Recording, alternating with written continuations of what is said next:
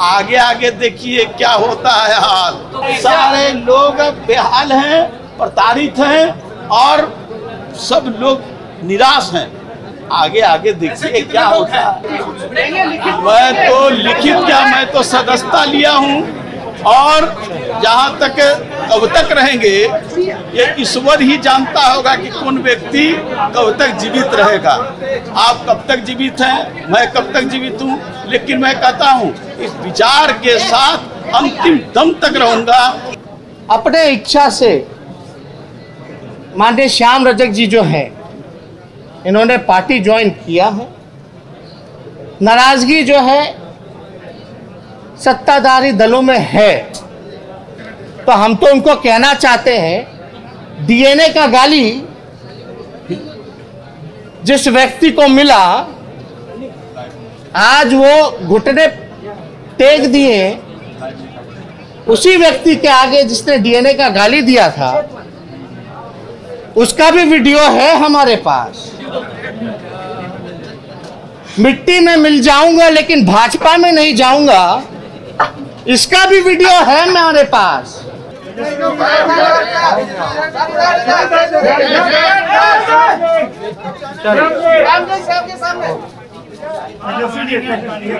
होगा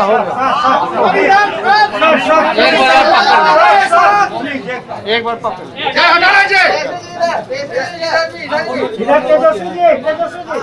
सामने हो गया। आज मैं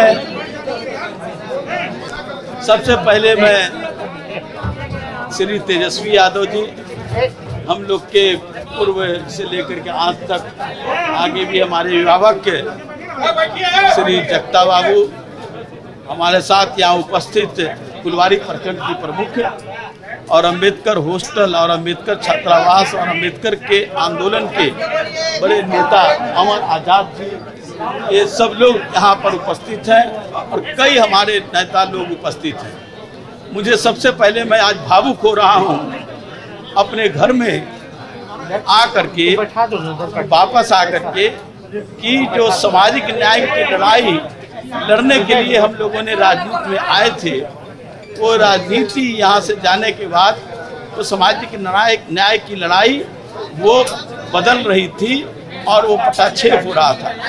मैं हर समय कोशिश किया कि सामाजिक न्याय की लड़ाई लड़ी जाए, क्योंकि श्याम रजक कभी सामाजिक न्याय के लड़ाई में उनके साथ कोई समझौता नहीं किया है। और हमारे नेता आदरणीय लालू यादव जी ने ही हम लोग को बताने का काम किया था कि सामाजिक न्याय की लड़ाई लड़ते रहना है, क्योंकि देश के जो गरीब गुरबा हैं, जो पिछड़ा है, जो दलित हैं, सवर्ण में जो गरीब हैं, तमाम लोग आज अपने आप को बहुत ही बेचार हैं, लाचार हैं और उनकी स्थिति बड़ी ही नगण्यता है।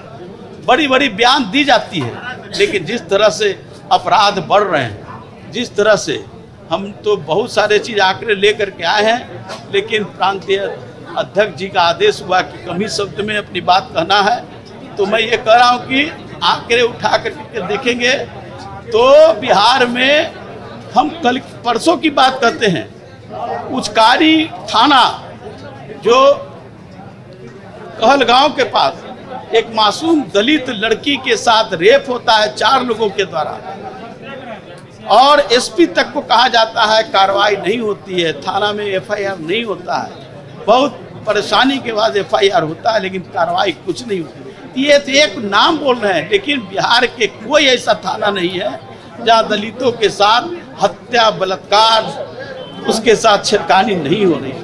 विकास का वही अवस्था है। बात करते हैं बड़ी बड़ी बात, बजट बनता है 2 लाख करोड़ की बात करते हैं, खर्च होता है 11%, 2%, 9%, क्या हो रहा है?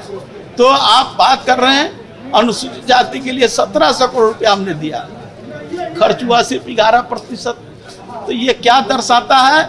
और दलितों के प्रति जो उनका जो रहा नजरिया, चाहे वो श्याम रजक हो चाहे और भी लोग हों, आम जनता के साथ भी रहता है जो प्रतिनिधि रहे।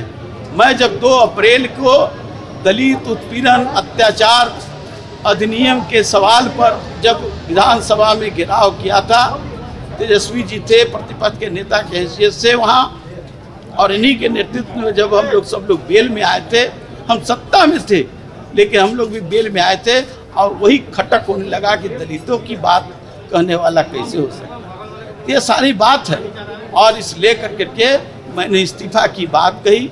और मंत्रालय हमारे लिए कोई सुख सुविधा नहीं है, हम तो कई बार मंत्री रहे।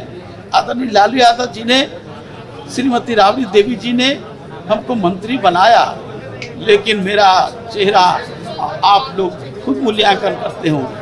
आज भी मैं जिस विभाग, उद्योग विभाग मरणासन था, चाहे खादी मॉल का सवाल हो, हैंडलूम हाट का सवाल हो, या भागलपुर में सिल्क सिटी का सवाल हो, चाहे बुनकरों का जो पावर लूम जो गया में जो हाल थे, उनके लिए रोजगार की व्यवस्था हम लोगों ने करने का काम किया। लेकिन जिस तरह से वहाँ काम किया गया कि काम को कैसे रोका जाए, तो मुझे एक प्रताड़ना हुई, और इस कारण ये सारे सवाल हैं जिसके कारण हम उनको छोड़ना चाहे या छोड़ने का काम किया। अब बड़ा हास्यास्पद लगा, रात में उन्होंने आ गया मीडिया के द्वारा कि हमको बर्खास्त किया गया।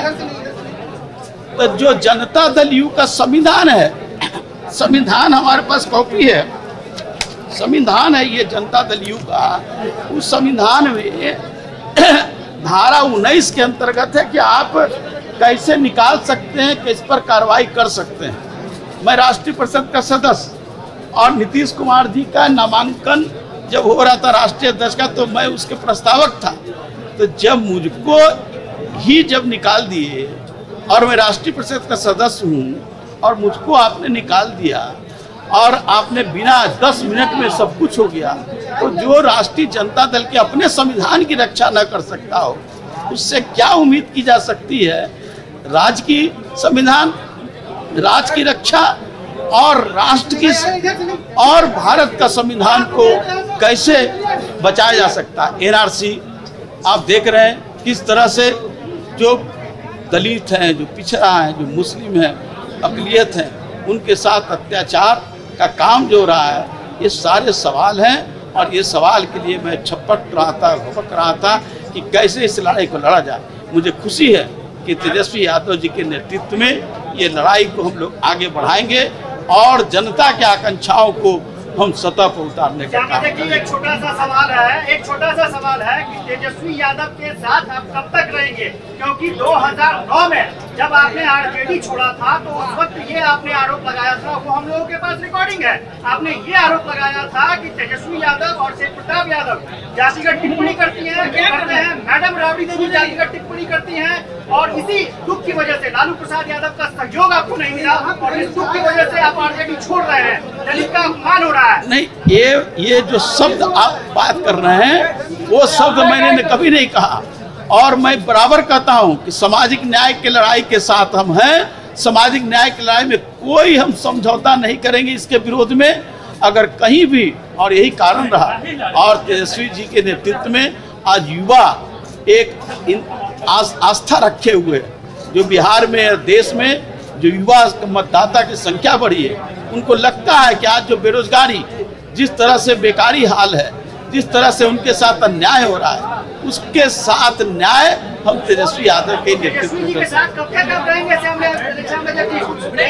मैं तो लिखित क्या, मैं तो सदस्यता लिया हूँ, और जहाँ तक कब तक रहेंगे ये ईश्वर ही जानता होगा कि कौन व्यक्ति कब तक जीवित रहेगा। आप कब तक जीवित हैं, मैं कब तक जीवित हूँ, लेकिन मैं कहता हूँ इस विचार के साथ अंतिम दम तक रहूंगा कि विचार को तेजस्वी यादव के नेतृत्व में लड़ा जा रहा है, और बिहार की उन्नति और बिहार की विकास के लिए, और जिस तरह एनआरसी का सवाल हो, दलित उत्पीड़न का सवाल हो, ये सारे सवाल पर हम लोग लड़ाई लड़ेंगे, और जब तक लड़ाई का मंजिल तक नहीं पहुंचते हम लड़ाई लड़ते रहेंगे। हो गया, आप एक सवाल पूछे और सब हमने पहले ही कहा कि विचारों की लड़ाई रही है। जिस तरह विचार हमारा रहा है, उस विचारों का भैया दोहन हो रहा था, उत्पीड़न हो रहा था, अत्याचार हो रहा था, और उस अत्याचार के खिलाफ मैंने माननीय मुख्यमंत्री जी को कई बार बताने का काम किया, लेकिन उनके कान में कोई जू ढूंढने का काम नहीं किया। जो अफसर कहता है वही वो करते हैं। आज भी वहाँ कई मंत्री, कई एमएलए, कई जनप्रतिनिधि अपने आप को प्रताड़ित महसूस कर रहे हैं। आगे आगे देखिए क्या होता है हाल। तो क्या आगे और मंत्री भी क्या नाराज चल रहे हैं? आगे और मंत्री भी आ रहे हैं? सारे लोग बेहाल हैं, प्रताड़ित हैं और सब लोग निराश हैं। आगे आगे देखिए क्या होता है, ऐसा देखिए आगे आगे होता है क्या। ठीक है, हम बोल रहे हैं। देखिए, सबसे पहले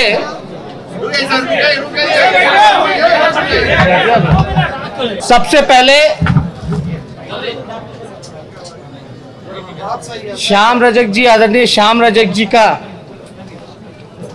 पार्टी में हम लोग स्वागत करते हैं, अभिनंदन करते हैं। आदरणीय श्याम रजक जी अपने पुराने घर में आए, अपने असली घर में आए, इसका हम सब लोगों को खुशी है। और लगातार सामाजिक न्याय और धर्मनिरपेक्षता में इनकी विचारधारा रही है। जैसा कि आपको इन्होंने बताया कि क्या क्या कारण था जनता दल यूनाइटेड छोड़ने का। एक बात स्पष्ट है कि जनता दल यूनाइटेड हो या डबल इंजन की जो सरकार हो,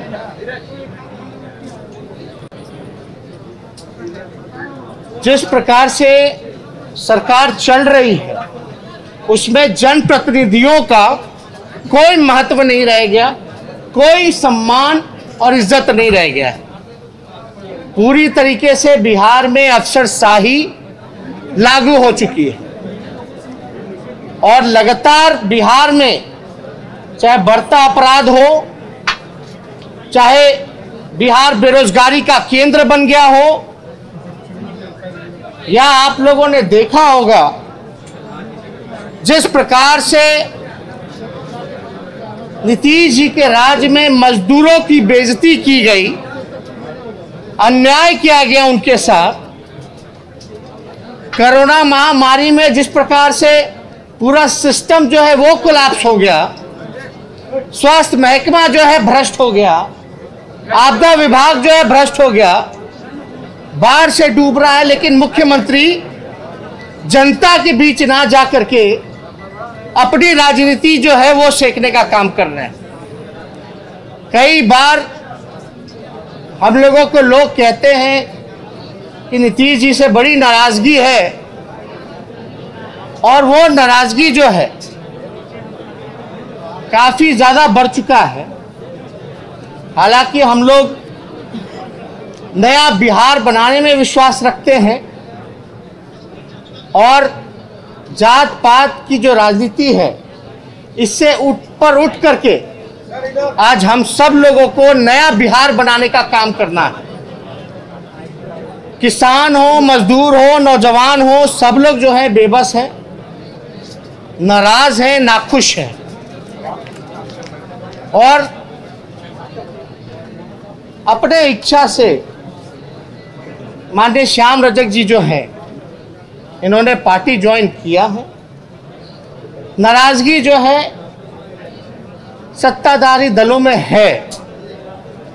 अब आप देखिएगा लगातार, चाहे सीएए का मामला हो, 370 धारा के मामले हो, ट्रिपल तलाक का मामला हो, या जिस प्रकार से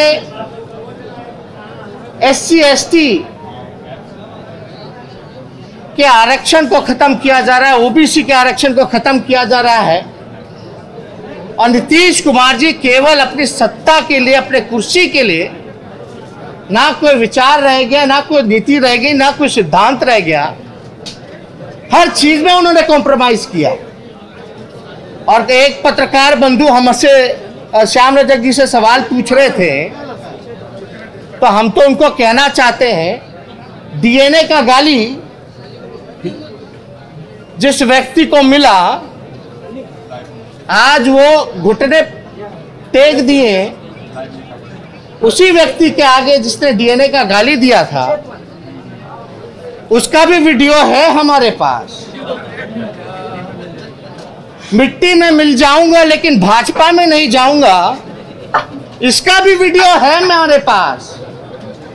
सुशील मोदी जी ने क्या कहा था कि Nitish Kumar is not Bihar, Bihar is not Nitish Kumar, यानी नीतीश कुमार बिहार के पर्याय नहीं है। ये भी वीडियो है हमारे पास। तो जो व्यक्ति ऐसा कोई सगा नहीं जिसको नीतीश जी ने ठगा नहीं, नाम अगर हम लोग गिनवाना शुरू कर दें पूरी किताब भर जाएगी। लेकिन उदाहरण के लिए अगर हम याद दिलाना चाहें, आप लोगों को रिफ्रेश कराना चाहें,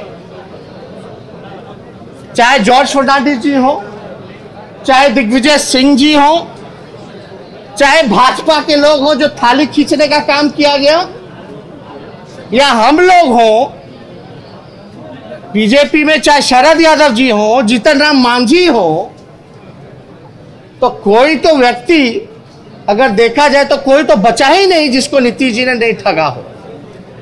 जब 4 साल में 4 सरकारें बनती हो, खुद के लालच में, मेजॉरिटी आने के बाद भी 4 साल में 4 सरकार बनती हो, उनका कोई जो है सवाल पूछने का हक नहीं बनता है। बिहार ने मैंडेट महागठबंधन को दिया था, चोर दरवाजे से बीजेपी को सरकार में लाने का काम इन्होंने किया। जो व्यक्ति जनादेश का अपमान कर दे उसका कोई भरोसा नहीं किया जा सकता। बिहार के विकास के लिए, बिहार को आगे बढ़ाने के लिए उनकी कोई आइडिया नहीं रह गया, कोई दूरदर्शिता नहीं रह गई है। नीतीश कुमार जी थक चुके हैं, अब उनसे बिहार संभलने वाला नहीं है। और लगातार 136 दिनों से जो है सीएम आवास में हो रहे हैं, ना बाढ़ पीड़ितों की चिंता, ना कोरोना से जो महामारी जिस प्रकार से संक्रमित हो रहा है पूरा बिहार, नेशनल हॉटस्पॉट नहीं बल्कि ग्लोबल हॉटस्पॉट बनने जा रहा है। बद इंतजामी इतनी है। हम सब लोगों ने कल भी हमने एक ट्वीट करके देखा कि बिना पीपी किट के भाई जांच चल रहा है कोरोना का। तो लोगों में भारी निराशा है, ना पलायन रोक सके, ना रोजगार दे सके, अपराध तो 4 गुना बढ़ गया, पूरी तरीके से भ्रष्टाचार में लिप्त हो चुके हैं। इसलिए हम लोग कहते हैं कि नीतीश कुमार भ्रष्टाचार के भीष्म पितामह हैं और पूरी तरीके से अफसरशाही जो है लागू हो चुकी है। तो जनप्रतिनिधियों का कोई सम्मान नहीं है। तेजस्वी जी, तो आपके भी कई विधायक जेडीयू में शामिल हो रहे हैं, क्या खलबली आपके खेमे में नहीं मची है? देखिए, हमने स्पष्ट पहले ही कर दिया। देखिए, लोग जो हैं विधायक इधर से कुछ लोग जो गए हैं वो कोई नई बात नहीं है, वो लोग जो है पहले से ही बोलते रहे और पार्टी नेतृत्व ने इन सारे बिंदुओं को देखते हुए जो है वो कार्रवाई की। तो उनको तो कल ही जो है निष्कासित कर दिया गया 6 सालों के लिए। तो इसमें जो है देखिए, हम इस पे हम कोई टिप्पा टिप्पणी नहीं करना चाहते हैं। कल क्या होगा, परसों क्या होगा, क्या परिस्थितियां रहेंगी, तो इस पे कोई अभी टिप्पा टिप्पणी। आज अहम बात है, चिराग मिलना चाहिए। क्या बातचीत हुई है या मुलाकात हुई है? देखिए अभी हमारी कोई जो है इस प्रकरण को लेकर के हमारी चिराग जी से बात नहीं हुई। लेकिन एक बात तो स्पष्ट है, आते तो स्वागत होगा। उनके खुद के मंत्री मुख्यमंत्री से विश्वास टूट गया, उम्मीद खो बैठे और उनके नीतीश कुमार जी के मंत्री जो है पार्टी ज्वाइन कर। अगर हमारा याददाश्त हो तो 15 साल में पहली बार कोई नीतीश जी का मंत्री जो है विपक्ष दल जो है ज्वाइन करने का काम कर रहा है। तो आखिर ऐसी क्या बात आ गई? और दूसरी बात कि उनके जो सहयोगी दल हैं, चिराग पासवान जी लोजपा, तो साफ तौर पे बोलते रहे कि नीतीश कुमार अहंकारी हो चुके हैं। जब खुद के विधायक खुद के मंत्री से वो बात नहीं करते, चिराग पासवान जो राष्ट्रीय अध्यक्ष हैं उनके सहयोगी दल के, वो कहते हैं कि भाई उनको फोन करते रहते हैं, मिलने का ना समय देते हैं ना बात करते हैं, तो आप अंदाजा लगा सकते हैं। चलिए हो गया। श्याम जी एक पार्टी में मिल गए हैं। श्याम जी क्या लगता है आरजेडी और आपको कितना सहयोग और समर्थन और मजबूती मिलेगी? अरे बिहार ने मूड बना लिया है, मन बना लिया है। और नीतीश कुमार जी का हम लोगों ने भी संबोधन सुना गांधी मैदान से, तो जिस तरीके का उनका जो भाषण रहा, वक्तव्य रहा, नीतीश जी को किसी को उम्मीद नहीं होगी कि रेतू पे आ जाएंगे। अब पूरा जो है मेरा बिना नाम लिए हुए जो बोलना था वो बोला गया। आज तक बिहार के इतिहास में ऐसा नहीं हुआ कि गांधी मैदान से किसी एक व्यक्ति विशेष पे जो है टिप्पणी की गई। तो ये बौखलाहट जो है नीतीश जी की, हम लोग समझ रहे हैं। वो भाषण उनका अंतिम भाषण था गांधी मैदान से। बहुत बहुत धन्यवाद।